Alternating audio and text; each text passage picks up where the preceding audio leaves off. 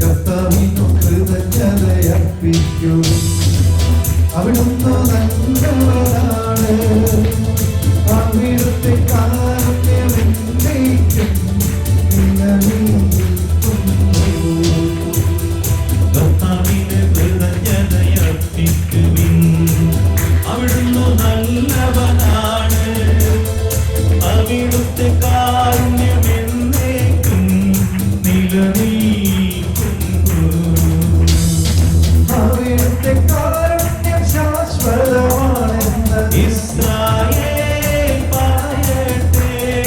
അവിടുത്തെ കാരുണ്യം ശാശ്വതമാണെന്ന് അവന്റെ ഭവനം പറയട്ടെ. അവിടുത്തെ കാരുണ്യം ശാശ്വതമാണെന്ന് കർത്താവിന്റെ ഭക്തന്മാർ പറയട്ടെ. കർത്താവിനു കൃതജ്ഞതയർപ്പിക്കൂ. അവിടുന്ന് നല്ലവനാണ്. അവിടുത്തെ കാരുണ്യമെന്നേക്കും നിലനിൽക്കുന്നു. കർത്താവിന് കൃതജ്ഞതയർപ്പിക്കുവിൻ. അവിടുന്ന് നല്ലവനാണ്. അവിടുത്തെ കാരുണ്യമെന്നേക്കും നിലനിൽക്കുന്നു. അകരം തുറന്ന് ഓർമ്മ ശാശ്വതമാണെന്ന് ഇസ്രായേൽ പറയട്ടെ. അവിടുത്തെ കാരുണ്യം ശാശ്വതമാണ്. ഭവനം പറയട്ടെ. എല്ലാവരും അവിടുത്തെ കാരുണ്യം ശാശ്വതമാണെന്ന് കർത്താവിന്റെ ഭക്തന്മാർ പറയട്ടെ. ഒന്നാടിപ്പാടാം. അവിടുത്തെ കാരുണ്യം ശാശ്വതമാണ്. കാല് മാറ്റിവെക്കും. ഇസ്രായേൽ പറയട്ടെ. അവിടുത്തെ കാരുണ്യം ശാശ്വതമാണെന്ന് അവരുടെ ഭവനം പറയട്ടെ. അവിടുത്തെ കാരുണ്യം ശാശ്വതമാണെന്ന് കർത്താവിന്റെ ഭക്തന്മാർ പറയട്ടെ. അവിടുത്തെ കാരുണ്യം ശാശ്വതമാണെന്ന് ഇസ്രായേൽ പറയട്ടെ. അവിടുത്തെ കാരുണ്യം ശാശ്വതമാണെന്ന് അവരുടെ ഭവനം പറയട്ടെ. അവിടുത്തെ കാരുണ്യം ശാശ്വതമാണെന്ന് കർത്താവിന്റെ ഭക്തന്മാർ പറയട്ടെ. അവിടുത്തെ കാരുണ്യം ശാശ്വതമാണെന്ന് ഇസ്രായേൽ പറയട്ടെ. അവിടുത്തെ കാരുണ്യം ശാശ്വതമാണെന്ന് അവരുടെ ഭവനം പറയട്ടെ. അവിടുത്തെ കാരുണ്യം ശാശ്വതമാണെന്ന് കർത്താവിന്റെ ഭക്തന്മാർ പറയട്ടെ. അവിടുത്തെ കാരുണ്യം ശാശ്വതമാണെന്ന് ഇസ്രായേൽ പറയട്ടെ.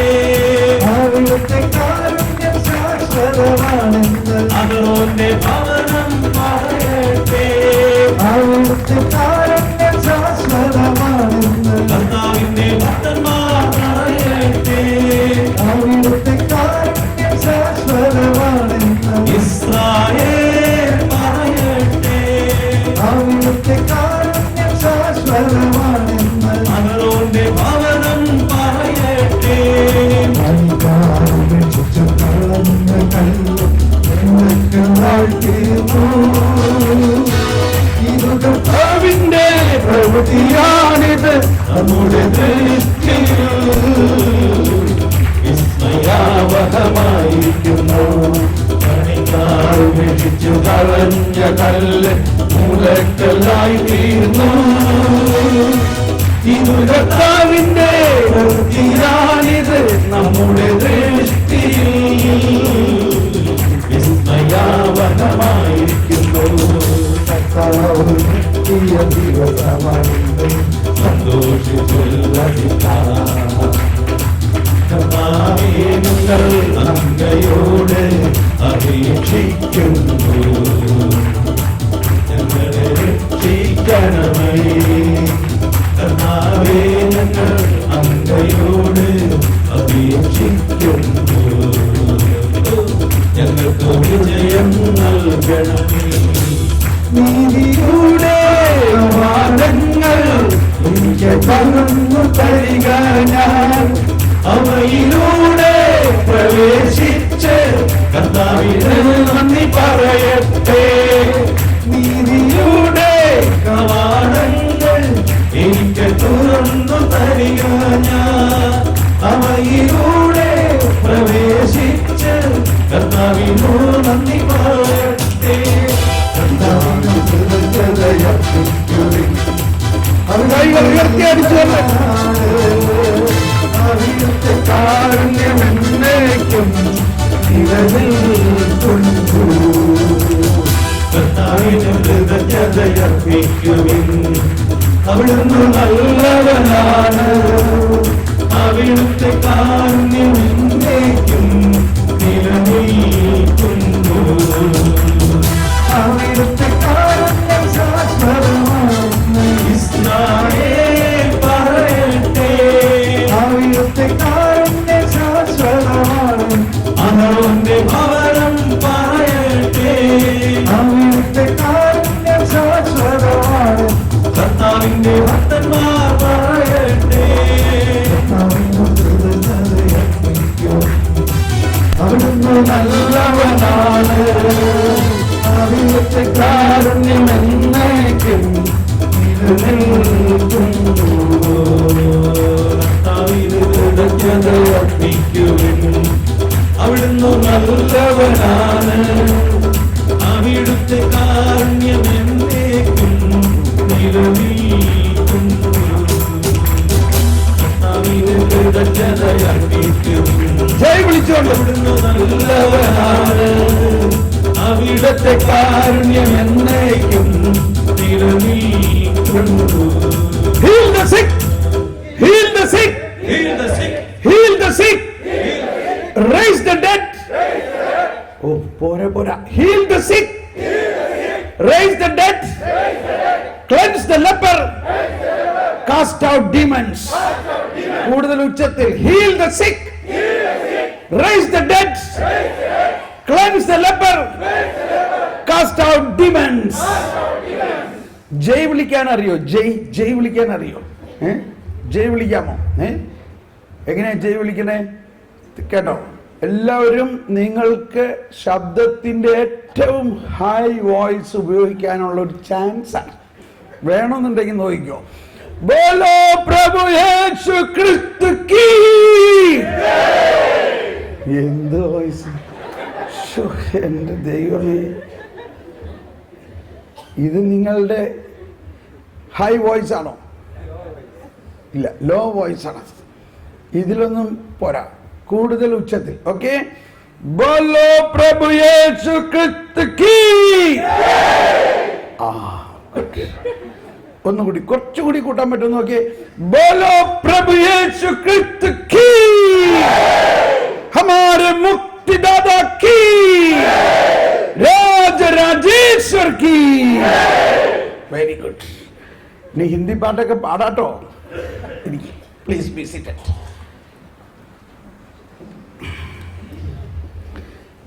അപ്പോൾ ഈ സങ്കീർത്തനത്തിൽ നമ്മൾ കേട്ടു. എന്താ കേട്ടത്? പണിക്കാർ ഉപേക്ഷിച്ച് കളഞ്ഞ കല്ല് മൂലക്കല്ലായി തീർന്നു. ഇതാണ് പന്തക്കുസ്താ ദിവസം ഈ പത്രോസ് നടത്തിയ പ്രഭാഷണത്തിൽ പറഞ്ഞത്. നിങ്ങൾ ഉപേക്ഷിച്ചു, നിങ്ങൾ വീട് പണിക്കാരായ നിങ്ങൾ.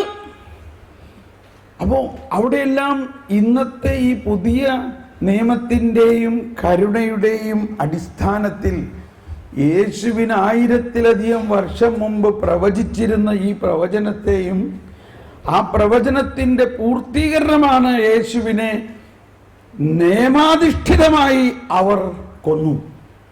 എങ്ങനെ കൊന്നു? അവരുടെ നിയമം അനുസരിച്ച്. അതുകൊണ്ടാണ് അവൻ നിയമത്തിന് വിധേയമായി എന്ന് പറയുന്നത്. എന്നിട്ട് ആ കൊല്ലുന്ന നിയമമാണ് നമ്മളിപ്പോൾ പ്രചരിപ്പിച്ചുകൊണ്ടിരിക്കുന്നതെങ്കിൽ അത് ഈ രക്ഷയ്ക്ക് ഓപ്പോസിഷനാണോ? അതേപോലെ. അപ്പോൾ ഫരിസേയരും നിയമജ്ഞരും പറയുകയും പ്രഘോഷിക്കുകയും ചെയ്യുന്ന നീതി എന്ന് പറയുന്നത് അത് അവസാനം യേശുവിനെ കൊന്നു കൈ കൊടുത്ത നീതിയാണ്. ആ നീതി പ്രഘോഷിക്കണോ അതോ പാപിയെ സ്നേഹിക്കുന്ന കരുണയുടെ നീതി പ്രഘോഷിക്കണം? ഇപ്പൊ ഞാൻ പറയാൻ പോകുന്നത് ഒരു വളരെ വിപ്ലവാത്മകരമായ ഒരു കാര്യമാണ്. തുടക്കം മുതലേ ഞാൻ ഈ വിപ്ലവം എന്ന് പറയണതാണ്. എനിക്ക് അറിഞ്ഞൂടാ അത് നിങ്ങൾ മനസ്സിലാവുന്നുണ്ടോന്ന്. അതുകൊണ്ടാണ് പരിശുദ്ധ പിതാവ് ഇത്രയും കരുണയെക്കുറിച്ച് ഇതുപോലെ പറയുന്നത്. ഇപ്പം ഞാൻ പറയാൻ പോവാൻ കേട്ടോ, എന്നോട് ക്ഷമിക്കണം നിങ്ങൾ. ഞാൻ പറയണത് കൊണ്ട് നിങ്ങൾ വിഷമിക്കരുത്, വേദനിക്കരുത്. ഞാൻ ആരെയും കുറ്റം പറയല്ല. ഞാൻ പറയുന്നത് ഇതാണ് സത്യം. അതായത് ഈ 2000 വർഷമായിട്ടും ഈ 2015 വർഷമായിട്ടും ക്രിസ്ത്യാനികളായ നമ്മളും 10-25 വർഷം ഈ വചനപ്രഘോഷണം നടത്തിയ ഞാനും ഈ കഴിഞ്ഞ 3-4 വർഷം വരെ സത്യം അറിഞ്ഞിരുന്നില്ല. യേശുക്രിസ്തുവിൻ്റെ കരുണയാണ്. നിയമം 10 കൽപ്പനയല്ല യേശുക്രിസ്തു കൊണ്ടുവന്നിരിക്കുന്നത്. അതിനേക്കാൾ ഉപരിയായ ഒരു കരുണയുടെ പുതിയ നിയമമാണ്, കരുണയുടെ അനുകമ്പയുടെ ഒരു നീതിയാണ് എന്ന് എനിക്ക് ഈ 3-4 വർഷം മുമ്പേ മനസ്സിലായുള്ളൂ.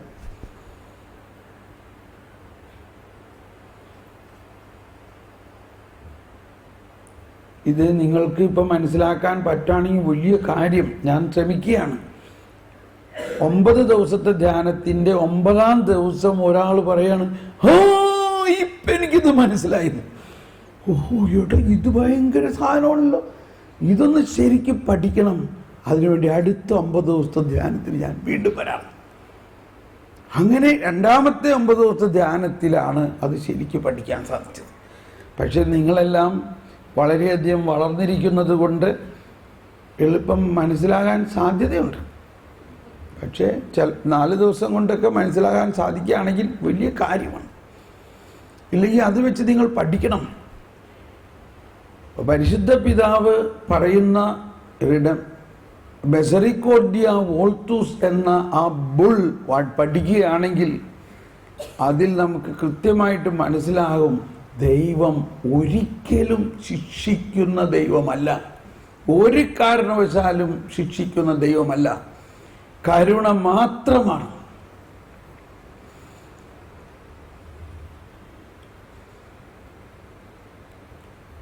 ഈ മുഖമാണ്, ആ കരുണയുടെ മുഖമാണ് നമ്മൾ മനസ്സിലാക്കേണ്ടതും. അപ്പോൾ അതിനെതിരായിട്ടുള്ള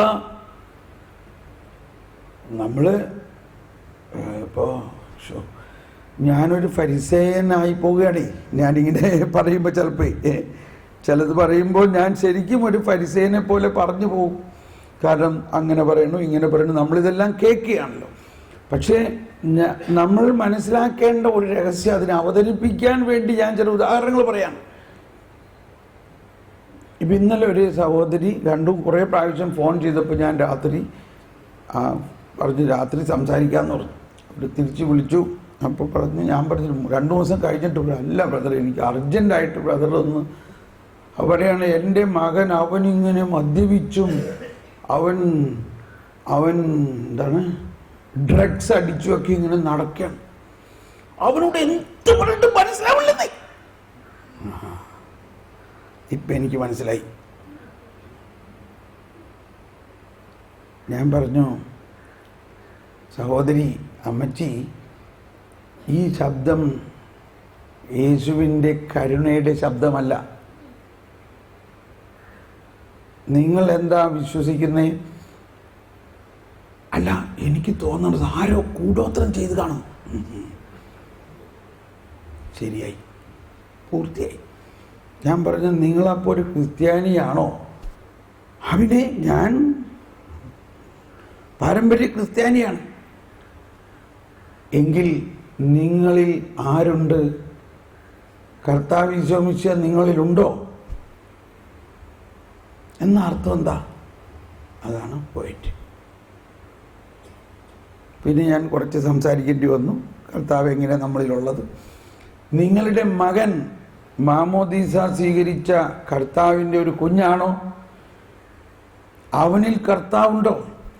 അവനിൽ എങ്ങനെ കർത്താവുണ്ട്? അവിടെ അവനിങ്ങനെ കുടിച്ച് വെളിവില്ലാണ്ട് നടക്കണം. അവനിൽ കർത്താവ് എങ്ങനെ ഉണ്ടാകണേ? ഞാൻ പറഞ്ഞു, ഇതൊക്കെയാണ് ദൈവത്തിൻ്റെ ജ്ഞാനം കിട്ടിയാലേ നമുക്കത് മനസ്സിലാവുള്ളൂ. നമ്മൾ മനസ്സിലാക്കേണ്ടത്, എത്ര വലിയ പാപിയായാലും പ്രഥമേന അവൻ ദൈവത്തിൻ്റെ മകനാണ്.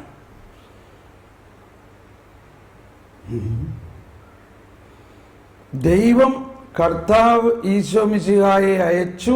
ഈശോ മിശിഹ സകല മനുഷ്യരുടെയും പാപത്തെ തൻ്റെ ശരീരത്തിൽ ഏറ്റെടുത്ത് അതിൻ്റെ പിഴയടച്ച് അതിൻ്റെ ശാപവും ഏറ്റെടുത്തു. ഇത് വിശ്വസിക്കുന്നു അമ്മച്ചി. പക്ഷെ ഇവരൊരു മോചനം കിട്ടണില്ലല്ലോ. അമ്മച്ചി ഇപ്പൊ ഇതൊന്ന് വിശ്വസിച്ചേ. ഈശോ മിശിഹ ആ പാപം ഏറ്റെടുത്തതിൽ ഇവന്റെയും കൂടി പാപം ഉണ്ടായിരുന്നോ?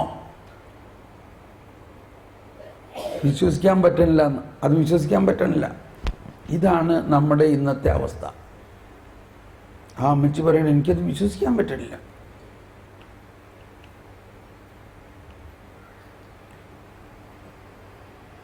സ്നേഹമുള്ളവരെയും, ഇവിടെയാണ് ഈ വിശ്വസിക്കാൻ പറ്റായികയാണ് യഥാർത്ഥ പാപം. ഈശോ പറഞ്ഞു, പരിശുദ്ധാത്മാവ് വരുമ്പോൾ നിങ്ങളെ പാപത്തെക്കുറിച്ചും അല്ലേ, നീതിയെക്കുറിച്ചും ന്യായവിധിയെക്കുറിച്ചും ബോധ്യപ്പെടുത്തും. ആ വചനം ഒന്ന് എല്ലാവരുടെ അടുത്തൊന്ന് വായിച്ചാലോ? എവിടെയാണത്? യോഹന്നാൻ 16:8. യോഹന്നാൻ 16:8 പറയുകയാണ്, അവൻ വന്ന് പാപത്തെക്കുറിച്ച് നിങ്ങളെ ബോധ്യപ്പെടുത്തും. അപ്പോൾ പാപത്തെക്കുറിച്ച് ബോധ്യപ്പെടുത്തുക എന്ന് പറഞ്ഞാൽ ഇപ്പോൾ ഉള്ള ഈ കള്ളുകുടി അല്ലെങ്കിൽ ഈ വ്യഭിചാരം ഇങ്ങനെയുള്ള പാപത്തെക്കുറിച്ച് മാത്രമല്ല ബോധ്യപ്പെടുത്തുന്നത്. അവിടെ പറഞ്ഞിരിക്കണ എന്താ?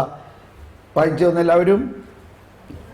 അവൻ വന്ന് പാപത്തെക്കുറിച്ച് നീതിയെക്കുറിച്ചും ന്യായവിധിയെക്കുറിച്ചും ലോകത്തെ ബോധ്യപ്പെടുത്തും. എന്നിട്ടൊരു വിശദീകരണം പറഞ്ഞിരിക്കുന്നു. വായിച്ച എല്ലാവരും ഉച്ചത്തിൽ വായിച്ചേ. അവനിൽ, ഒന്ന് ഉച്ചത്തിൽ പറഞ്ഞേ, അവനിൽ വിശ്വസിക്കാത്തത് കൊണ്ട് പാപത്തെക്കുറിച്ച്. അപ്പൊ എന്താണ് യഥാർത്ഥ പാപം? മനസ്സിലായോ? എന്താണ് യഥാർത്ഥ പാപം? അവൻ വിശ്വസിക്കുകയാണെങ്കിൽ അവരുടെ പാപങ്ങളെല്ലാം യേശു ഏറ്റെടുക്കൂലേ? യേശുവിൽ വിശ്വസിക്കുന്നവന്റെ പാപങ്ങൾ, യേശു പാപങ്ങൾ ഏറ്റെടുത്ത് കഴിഞ്ഞിരിക്കുന്നു. അതങ്ങ് വിശ്വസിച്ചാൽ മതി. അപ്പോൾ ആ പാപം മുഴുവനും ക്യാൻസലായി പോവും. അതിന്റെ ശിക്ഷയും ക്യാൻസലാവും. നേരത്തെ നമ്മൾ കേട്ടു, എന്താണ് ദൈവഹിതമനുസരിച്ചുള്ള പ്രവൃത്തി? അവിടുന്ന് അയച്ചവനിൽ വിശ്വസിക്കുക. ഇപ്പൊ ഈ അമ്മച്ചി, ഇന്നലെ എന്നോട് സംസാരിച്ച അമ്മച്ചി ഒരു വിധവയാണ്. അപ്പൊ ഞാൻ അവസാനം പറഞ്ഞു, വിഷമിക്കണ്ട, ലൂക്ക 7-ാം അധ്യായത്തിൽ ഒരു വിധവ കരഞ്ഞു കണ്ടപ്പോൾ ഈശോ വന്നു കണ്ണുനീര് തുടച്ച് മാറ്റി ആ മകനെ ഉയർത്തെഴുന്നേൽപ്പിച്ചു. അതുകൊണ്ട് അമ്മച്ചി കരഞ്ഞോ? നന്നായിട്ട് കരഞ്ഞോ? അപ്പോഴും അതിനെ ഒരു വിശ്വാസമാവണില്ല. ഞാൻ പറഞ്ഞ്, നമ്മളിൽ ഉണ്ടാകേണ്ട പ്രധാന ഒരു പോയിന്റ്, നമ്മൾ ഏത് ക്രിസ്ത്യാനിയാണെങ്കിൽ വിശ്വസിക്കണം, നമ്മൾ ജീവന്റെ അടയാളത്താൽ മുദ്ര കുത്തപ്പെട്ടവരും യേശു ക്രിസ്തുവിലൂടെ വന്നിരിക്കുന്ന ഈ പുതിയ നിയമത്തിൽ വിശ്വസിക്കുകയും ആ പുതിയ നിയമത്തിൻ്റെ സർവാധിപത്യത്തിൽ വിശ്വസിക്കണം. സർവാധിപത്യം, അതിനെതിരെ ഒരു ക്ഷുദ്രപ്രയോഗവും ഒരു ശാപവും ഒന്നും ഏക്കില്ല എന്നുള്ളതാണ് വിശ്വാസം.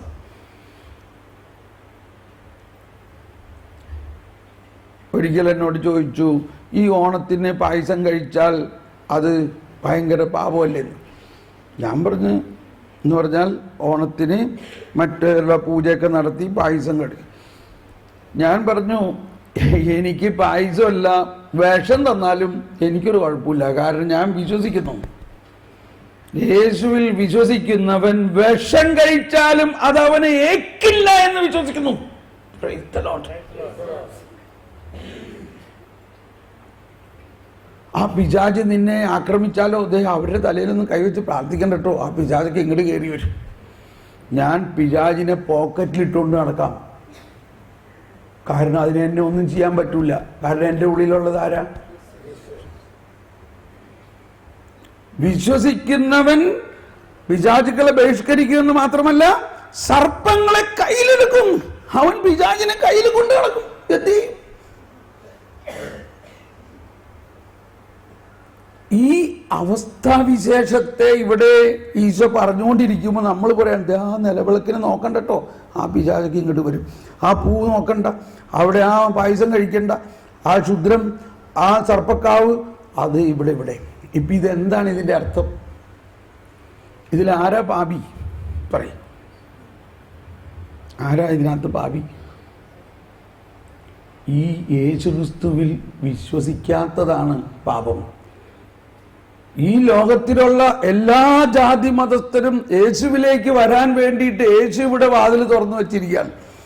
പാപികളെ വരുവിൻ. ഞാൻ കുർബാനയിൽ പ്രത്യേകിച്ച് ആ നീതിയുടെ വാതിൽ ഞങ്ങൾക്കായി തുറക്കണമെന്നുള്ളത് പാടാൻ ഞാൻ പറയണത്, അത് സാധാരണ നമ്മൾ പാടാറില്ല. കാരണം അയ്യോ എൻ്റെ കണ്ണാടി അവിടെ പോയി, കണ്ണാടി കൊണ്ടുവന്നില്ലേ? ഓക്കെ, കൊണ്ടുവന്നോ? ഇവിടെ ഇല്ല.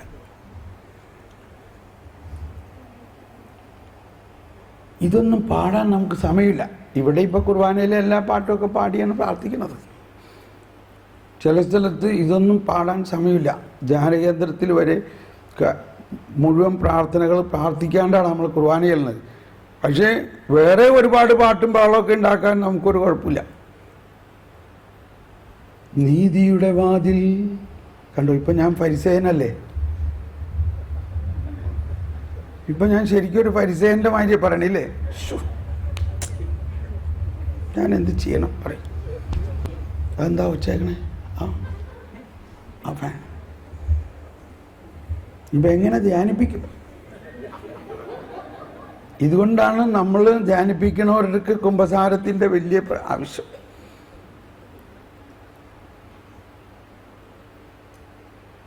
നീതിയുടെ വാതിൽ, നീതിയുടെ വാതിൽ ഞങ്ങൾക്കായി തുറക്കേണമേ. ഏത് നീതിയുടെ? പോലീസുകാരൻ്റെ നീതിയാണോ? ഫരിസേയൻ്റെ നീതിയാണോ? കർത്താവ് ഈശോ മിശിഹായുടെ നീതിയാണ്. എന്നിട്ട് ആ നീതിയുടെ വാതിൽ തുറന്നാൽ എന്ത് സംഭവിക്കും എന്നാണ് അവിടെ പറയുന്നത്, പാടിയതെന്ന്? ഫാൻ മാറ്റി ഭയങ്കര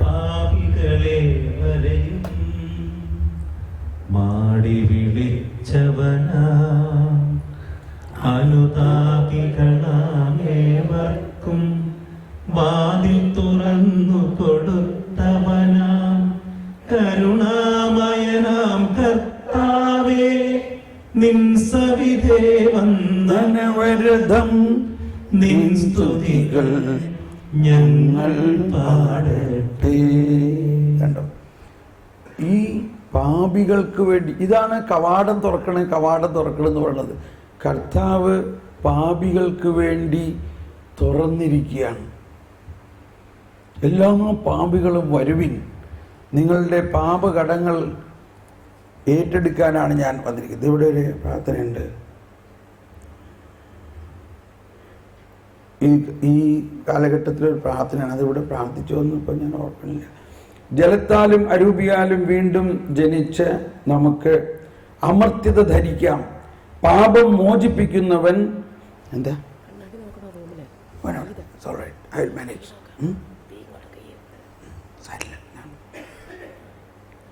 ആ മുറിയിൽ നോക്കാൻ കൊള്ളൂല, അതുകൊണ്ടാണ് ഓടി. യോർദാനിൽ പ്രത്യക്ഷനായി മാമോദീസ സ്വീകരിച്ചു.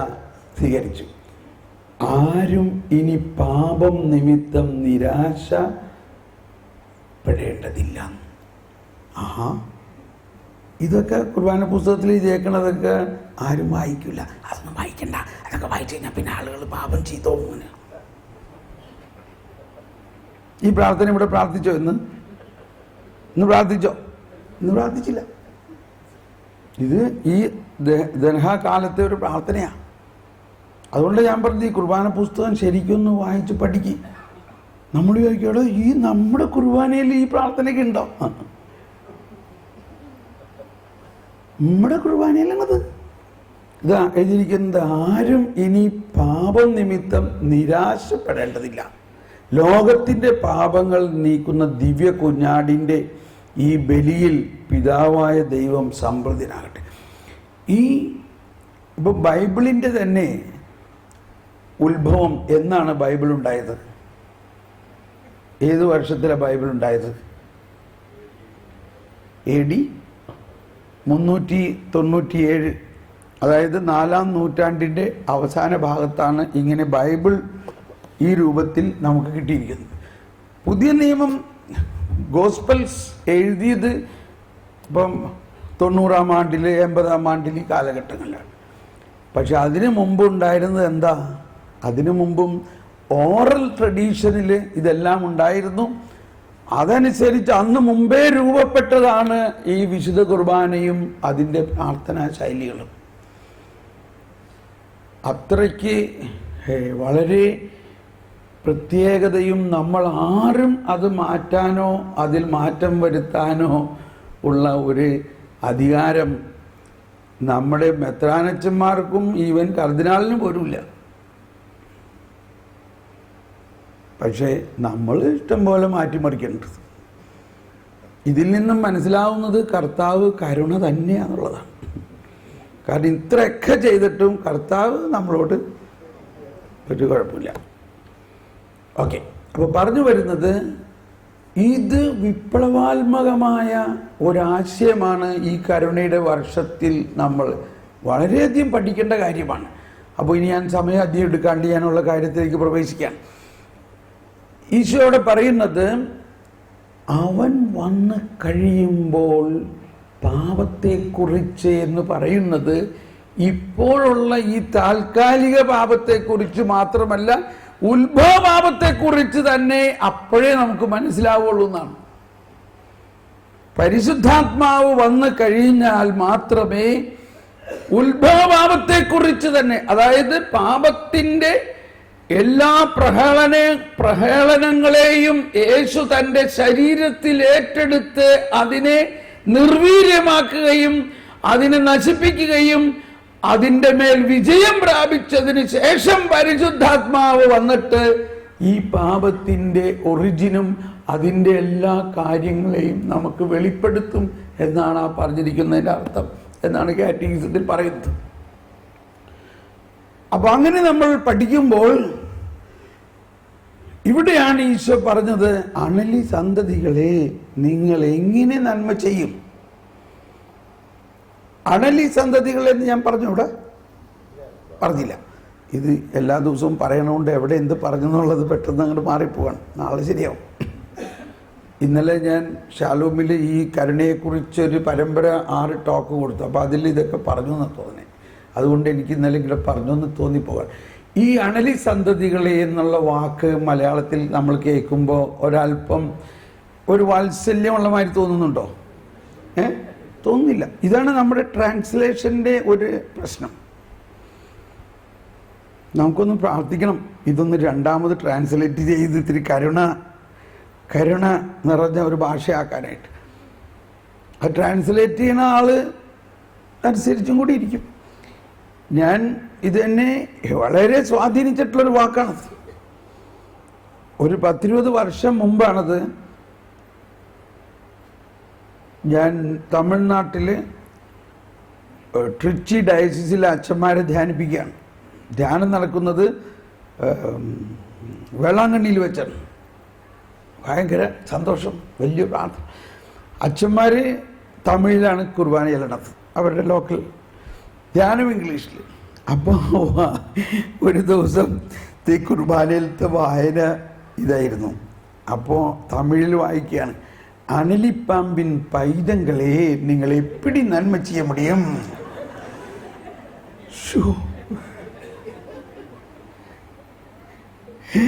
നമുക്ക് മനസ്സിലായല്ലോ, നമുക്ക് മനസ്സിലായില്ലേ? നമുക്ക് മനസ്സിലായി. ഇതുകൊണ്ടാണ് പല അച്ഛന്മാരും ഒറിജിനൽ ഗ്രീക്ക്, ലാറ്റിൻ, ഹീബ്രു എല്ലാം പഠിക്കുന്നത്. ഇതിനൊക്കെ വേണ്ട സ്കൂൾ ഇവിടെ ഉണ്ടാക്ക്, ഇതൊക്കെ ഇവിടെ പഠിപ്പിക്കുക, എന്നാലേ ഇത് മനസ്സിലാവുള്ളൂ. അല്ലാണ്ട് മലയാളം മാത്രം പഠിച്ചാലൊന്നും ബൈബിൾ മനസ്സിലാവില്ല. എന്ത് പറയണ്? നല്ലൊരു idea. Call within the call.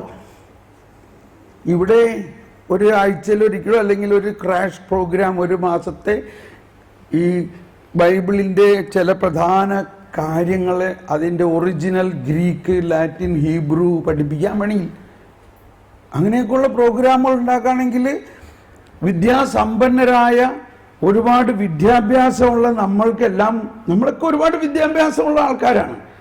പക്ഷെ അത് ഈ നോട്ടെണ്ണാൻ മാത്രം ഉപയോഗിക്കണുള്ളൂ എന്നുള്ളൂ. ഡോളർ എങ്ങനെയുണ്ടാവും, പൈസ എങ്ങനെയുണ്ടാവും, അതിൻ്റെ എറണാകുളത്ത് ഞാൻ വീണ്ടും പരിസയനാവുകയാണ്.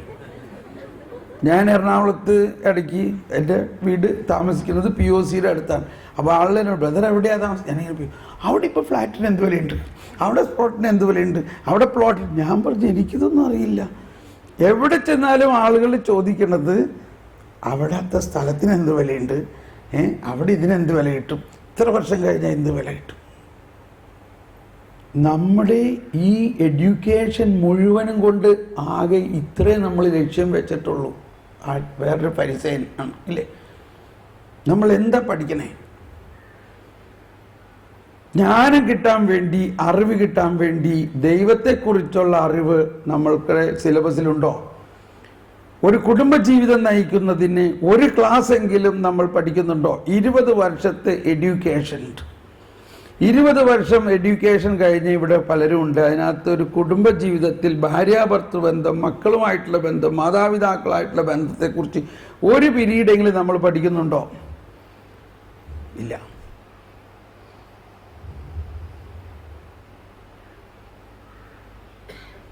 Okay, sorry. അപ്പോൾ എന്തിനാണ് ഞാൻ അവിടേക്കൊക്കെ പോകുന്നത്? നമുക്കൊന്ന് സ്തുതിക്കാം. എനിക്ക് ഒന്ന് കൂടുതൽ വൈഡാകാണ്ട് നമ്മളിപ്പോൾ മനസ്സിലാക്കേണ്ട ഒന്ന് സ്തുതിച്ച് പ്രാർത്ഥിച്ച കർത്താവേ, ഞങ്ങൾക്ക് പഠിപ്പിക്കണേ, ഞങ്ങൾക്ക് ജ്ഞാനം നൽകണേ, ജ്ഞാനം നൽകണേ, പരിശുദ്ധാത്മാവേ ജ്ഞാനം നൽകണേ, ജ്ഞാനം നൽകണേ. ഓക്കെ, ശ്രദ്ധിക്കണം. അപ്പോൾ ഈശോയുടെ കണ്ണുകളിലൂടെ പഴയ നിയമം വായിക്കണം എന്നുള്ളതാണ് ഈശോ പറയുന്നതിൻ്റെ അർത്ഥം. അതുകൊണ്ടാണ് ഇങ്ങനെ പറയുന്നത്, പരിശുദ്ധാത്മാവ് വന്നു കഴിയുമ്പോൾ പാപത്തെക്കുറിച്ച്, അതായത് പാപത്തിൻ്റെ ഒറിജിൻ മുതൽ ഇതുവരെ ഉള്ളതെല്ലാം നമുക്ക് മനസ്സിലാവും. ഇവർ പാപികളെ അന്വേഷിക്കുകയും അവരെ കണ്ടുപിടിക്കുകയും ശിക്ഷിക്കുകയും ചെയ്യുന്നത് പഴയ നിയമത്തിൻ്റെ തന്നെ രീതി അല്ലാതെ. ദൈവം പഴയ നിയമത്തിലും കരുണയാണ്. ഇപ്പൊ നമ്മൾ കേട്ടില്ലേ, നല്ലവനാണ്, നല്ലവൻ. God is good, God is good എന്ന് പറഞ്ഞ് എന്തോരം പാടുന്നതാ. അവൻ നല്ലവനാണ്, അവിടുത്തെ കാരുണ്യം അനന്തമാണ്. ഈ വാക്കേ ഉള്ളൂ. പക്ഷെ എങ്ങനെ ഈ ഫരിസേയ മനോഭാവം ഉണ്ടായി എന്നുള്ളതാണ്. ഒരുപക്ഷെ അത് ദൈവം അനുവദിച്ചത് കൊണ്ട് തന്നെയാണ്. എന്നാലേ കർത്താവ് ഈശോ മിശിഹായെ കൊല്ലാൻ പറ്റുള്ളൂ. പക്ഷേ അതേ സമയത്ത് കർത്താവ് ഈശോ മിശിഹായിലൂടെ വന്നിരിക്കുന്ന കരുണാർദ്രമായ പാപത്തെ ഏറ്റെടുക്കുന്ന ആ കരുണയെ മനസ്സിലാക്കിയാൽ മാത്രമേ ലോകത്തിൽ മാറ്റമുണ്ടാകുകയുള്ളൂ. അപ്പോൾ ഞാൻ പറഞ്ഞു തീരട്ടെ. ഇന്നലത്തെ ആ അമ്മച്ചോട് ഞാൻ പറഞ്ഞു, നിങ്ങളും നിങ്ങളുടെ മകനും മാമോദീസായിലൂടെ യേശുവിൻ്റെ ശരീരവും യേശുവുമായിട്ട് നിറഞ്ഞു നിൽക്കുകയാണ്. ആ യേശു അവൻ്റെ പാപങ്ങൾക്ക് പരിഹാരം ചെയ്ത് കഴിഞ്ഞു എന്ന് അമ്മച്ചൊന്ന് വിശ്വസിച്ചുകൊണ്ട്, അവൻ മനസ്സിലാക്കിയത് കൊണ്ട് അവൻ്റെ പാപം അവന് മാറ്റാൻ പറ്റില്ല എന്ന് വിശ്വസിക്കണം. അവനോട് എത്ര പറഞ്ഞിട്ട് അവൻ മനസ്സിലാവണില്ല എന്ന് പറഞ്ഞാൽ അത് കറക്റ്റാണ്. അവൻ മനസ്സിലാവില്ല. അത് അമ്മച്ചി മനസ്സിലാക്കണം. അവനെ പറഞ്ഞതുകൊണ്ട് അവൻ്റെ പാപം മാറില്ല. അവൻ്റെ പാപം മാറുന്നതിന് അമ്മച്ചി ഒറ്റ കാര്യം ചെയ്യാൻ മതി. കർത്താവേ, നീ 2000 വർഷങ്ങൾക്ക് മുമ്പ് കുരിശിൽ അവൻ്റെ പാപത്തിന് പരിഹാരം ചെയ്ത് കഴിഞ്ഞിരിക്കുന്നു എന്ന് ഞാൻ വിശ്വസിക്കുന്നു. അതാണ് ഈ കുർബാനയിൽ ഉടനീളം 33 പ്രാവശ്യം കുർബാനയിൽ പറയുന്നുണ്ട്, നിങ്ങളുടെ പാപങ്ങളും കടങ്ങളും പുറത്ത്, നിങ്ങളുടെ പാപങ്ങളും കടങ്ങളും പുറത്തു, നിങ്ങളുടെ പാപങ്ങളും കടങ്ങളും പുറത്തു. പക്ഷേ എന്നിട്ടും നമ്മൾ വീട്ടിൽ ചെന്ന് കഴിഞ്ഞത് മര്യാദയ്ക്കില്ലെങ്കിൽ ഞാൻ കാലിൻ്റെ കണ്ണടിച്ച് ഓടിക്കും. മനസ്സിലായിട്ടുണ്ടോ? അപ്പം എന്തുകൊണ്ടാണ് അങ്ങനെ പറയണേ? നിന്നോട് എത്ര പ്രാവശ്യം പറഞ്ഞിട്ടുള്ളതാണ് ഇങ്ങനെ മദ്യപിച്ച് വരരുതെന്ന്? പറഞ്ഞാൽ മനസ്സിലാവില്ലേ? മദ്യപിച്ചിരിക്കുന്ന ആളോടായിരിക്കും പറയണത്. ഇപ്പം ഈ പറയുന്ന ആളുടെ വിശ്വാസം എന്താ? ഈ പറയുന്ന ആൾ വിശ്വാസ പ്രമാണമൊക്കെ വിശദമായിട്ട് പ്രാർത്ഥിച്ചുവെങ്കിലും ഈ ഈശോ മിശിഹ ഈ മദ്യപാനിയുടെ മദ്യപാന ആസക്തിക്ക് ഏറ്റെടുത്തിട്ടുണ്ടെന്ന് ഈ അമ്മച്ചി വിശ്വസിക്കുന്നുണ്ടോ? ഇങ്ങനെ പറയുന്നവർ വിശ്വസിക്കുന്നുണ്ടോ? വിശ്വസിക്കുന്നില്ല. ഇന്നത്തെ പ്രശ്നം അതാണ്. നമ്മൾ ക്രിസ്ത്യാനികളാണെങ്കിലും നമ്മൾ യേശു ക്രിസ്തു ഇതിനെല്ലാം പരിഹാരം ചെയ്ത് ഇത് ഏറ്റെടുത്ത് കഴിഞ്ഞിരിക്കുന്നു എന്ന് പൂർണ്ണമായി വിശ്വസിക്കുന്നില്ല. എന്നോട് ക്ഷമിക്കണേ പ്ലീസ്. ഒന്ന് നിങ്ങൾ വിചിന്തനം ചെയ്യണം. ഇന്ന് ഞാൻ കുമ്പസാരിക്കാൻ നിങ്ങളെ റെക്കമെൻഡ് ചെയ്യുന്നത് ഈ പാപമാണ്.